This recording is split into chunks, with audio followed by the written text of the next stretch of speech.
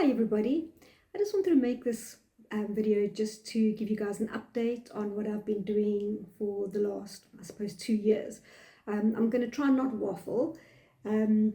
So probably if you guys have been following me, you'll know that I was doing craft markets. I had made these little stuffies and I was trying to sell them at craft markets. So they're actually a sewing kit and you make the stuffy yourself. So it's got all the things inside it that you need, the stuffing, the felt, the everything that you need, the instructions, the pattern, everything is in here. And I wasn't able to sell any of them. I punted and punted. I went to different craft markets. I went to Christmas markets. This was around 2023. And if any of you watch those videos, you'll see that I really wasn't able to sell anything. So my husband kind of felt sorry for me and he went and got some things from China for me to sell. I don't have a sample here, but I'll insert a picture here of what these things were, but they're basically a phone stand.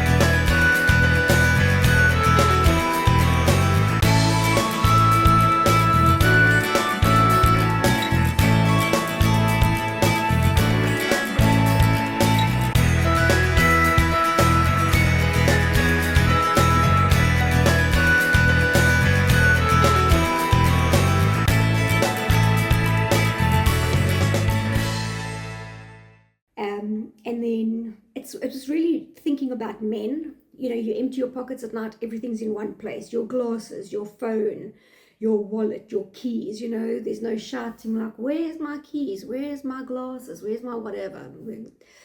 Everything, your pockets get emptied at night. We've got our purses, you know, we keep everything in our purses, but men are always looking for their things. So that was the idea. And I said they did do well. We bought 300 of them, imported 300 of them, and over the course of a year I sold those 300. It was just over a year that I was able to sell of those 300. I did start off trying to sell them in the same markets, more or less the same markets that I'd been trying to sell these stuffies.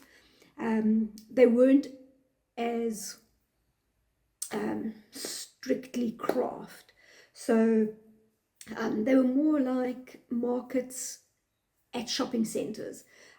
So it would be like your usual cakes and things, and then your crafty stuff, woodworking, but then your generic stuff as well. And they were fine with me selling China imported stuff. They saw that it was good quality stuff, and no one else was selling it, and so they were happy with that. But also these things just weren't a craft market, flea market kind of product. And so we eventually went on to Takealot, which is here in South Africa. It's an online buying platform. I mean, you can buy anything from Takealot, from fridges to groceries, not food, but you know, non-perishable type things. You can buy anything on Takealot. And then when Amazon opened, I think it was last year sometime, or was it the year before, I went on to Amazon as well. It was last year. And so yeah, I managed to sell these 300. There were a few that I sold at these various markets, and but very few. Like 7 here, 1 year, you know, and it wasn't worth it.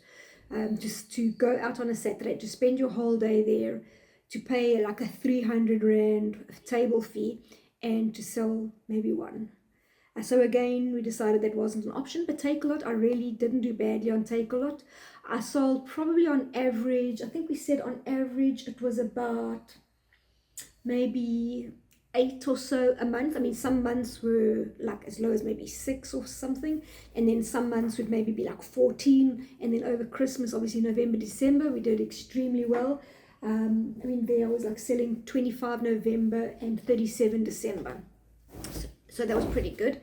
And I pretty much ran out of them about 2 months ago. I think I'm sitting with one at Take-A-Lot. They seem to have lost it and then found it. So it's sitting at Take-A-Lot and it hasn't sold because now people are starting to import these things. They're not as good quality. I have seen bad reviews on the other ones, but it's a lower price. I think theirs is only about 20 or 30 rand less than my last one, but it hasn't sold. I mean, it hasn't sold in like 2 months. So I have looked at making those locally because they were a decent seller on Take-A-Lot. I looked at making them locally rather than going Chinese again.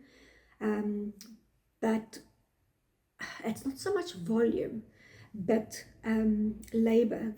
The labor costs here in South Africa are like really pretty heavy. Whereas in China, I mean, I suppose they are maybe like, no, I'm not calling them slaves, okay, but obviously it's cheap labor. And so they can do things. And also they're mass producing. I mean, like one supplier might be producing hundreds of thousands of these things for different suppliers, for different buyers. Whereas the people I was asking, I was like asking little local craftsmen, wood craftsmen, you know. And so where I was paying maybe like 103 Rand landed, these things were going to cost like 400 Rand before I even like went on to Take-A-Lot to sell them. So we've decided that that's just not an option. They are filtering onto Take-A-Lot now. The prices are really low, and I can't now make them locally for that price. And also I don't want to now go and bring in, I probably have to even bring in more than 500 to try and bring my unit cost down. And I don't want to be saddled with 5 to 700 or 5 to 1,000 units. That's going to take me years to sell. So my husband and I chatted about it and we said, okay, you know what, we did it for a year, that chapter's closed. So he bought some other little things which I've been trying to sell on Take-A-Lot. So I'm just going to show you, but you know, just to give you an update of what I've been doing. So these are bicycle lights. We're calling them bicycle lights, but they're actually wheel valve lights. So you can car, motorbike, bicycle.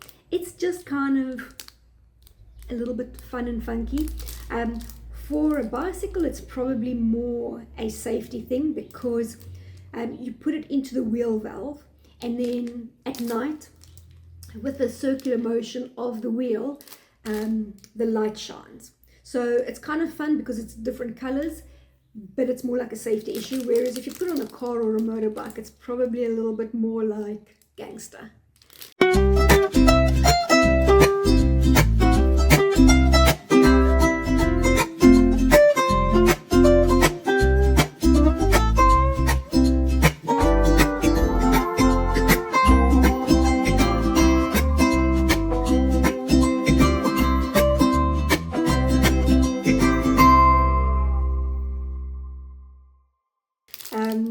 So yeah, these, I mean, we've also been sitting with these for probably a year and a half now.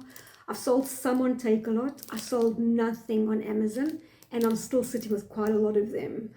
So they're not really ticking over very well. I need to obviously just try and get rid of these. I have tried them on other platforms. I've tried them at markets, but yeah, there's just no real interest. I've tried them on Facebook Marketplace. I think I sold 1 or 2 on Facebook Marketplace, but really not a big interest in these.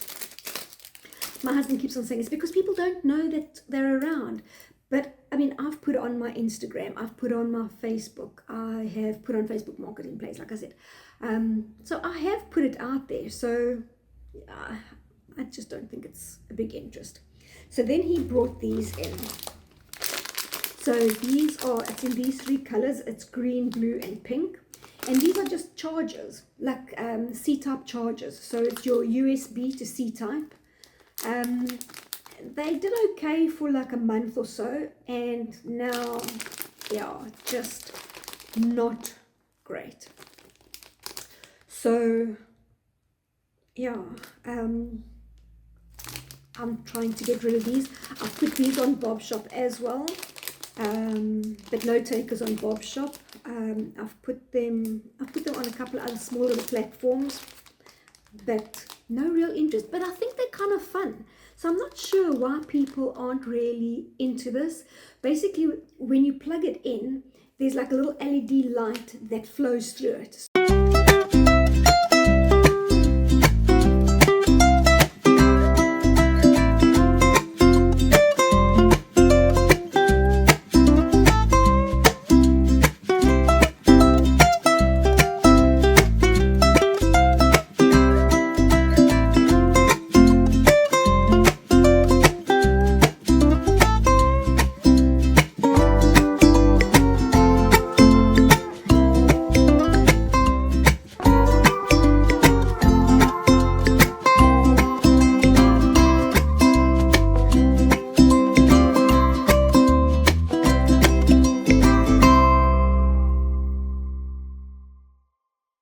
They're really cheap. I've got them on Takealot for, I think, 98 Rand or something. So they really aren't expensive. But yeah, not a great seller. So then, surprisingly enough, I actually put my Stuffies on Takealot. And I mean, obviously, I couldn't sell any at markets. And so I thought, you know what, while I'm on Takealot, and I am selling on Takealot, I may as well just put these on. I've batched them into 5s. So there's basically 5, I've got only 3 here, but it's the dog, the cat, the frog, and then there's an owl and a bunny. So I've put them, because Takealot's quite expensive to sell on. So I've put them as a set of 5.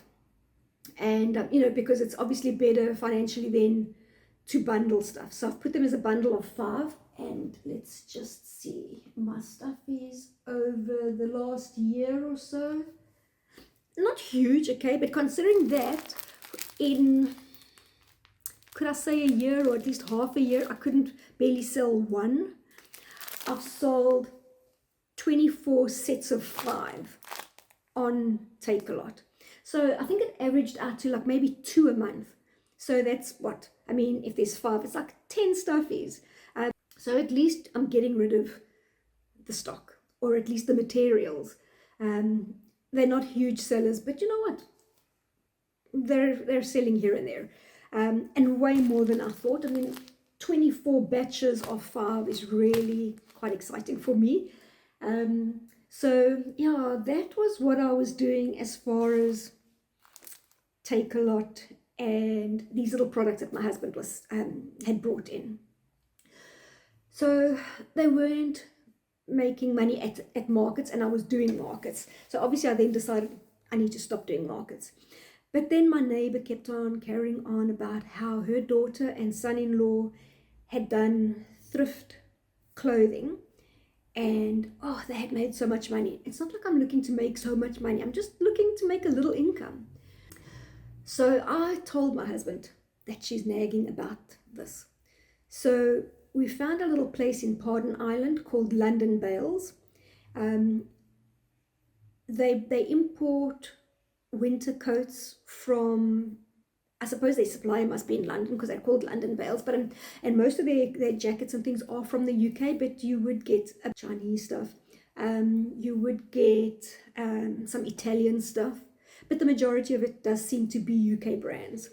So we bought a bundle that cost us about 4,800 Rand or something all in, and I think we got about 60 items, so it worked out to maybe about 70 odd Rand, 80 Rand per unit, per jacket. Some of them were really good stuff, Benetton of London I think it's called. Yeah, some of them were really good jackets, and others were, very few of them were really you know, broken zip, whatever, you know. So there were very, very few that were actually really rubbish. Yeah, probably less than 5.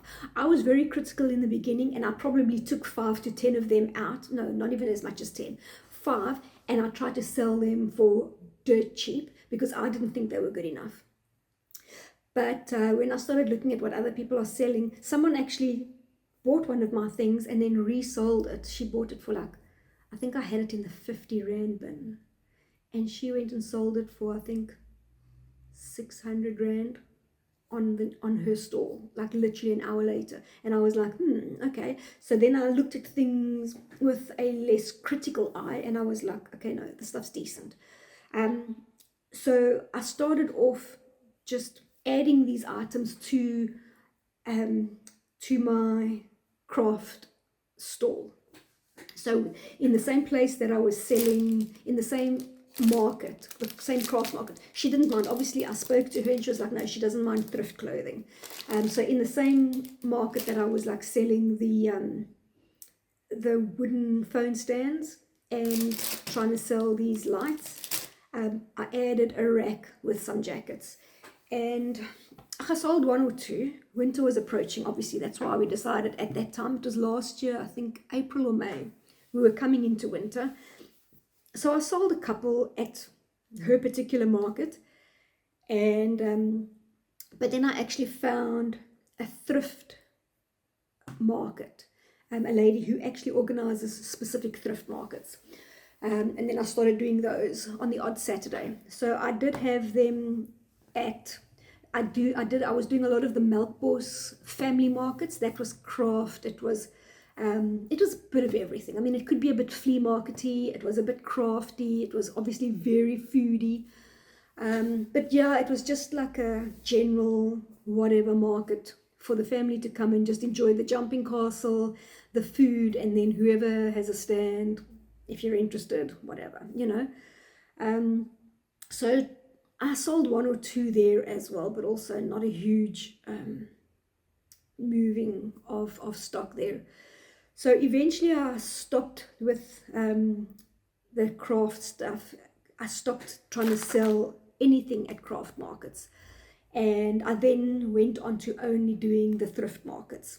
And I'll make a different video, a separate video on the thrift market journey. But just to let you know, just to give you a bit of an update, that I was then moving, sort of using the same markets and moving from the more craft into the thrift, and then finding that that craft type market was just not profitable at all. I was losing money, and so I then stopped that altogether. So that was just a little update as to what I've been up to.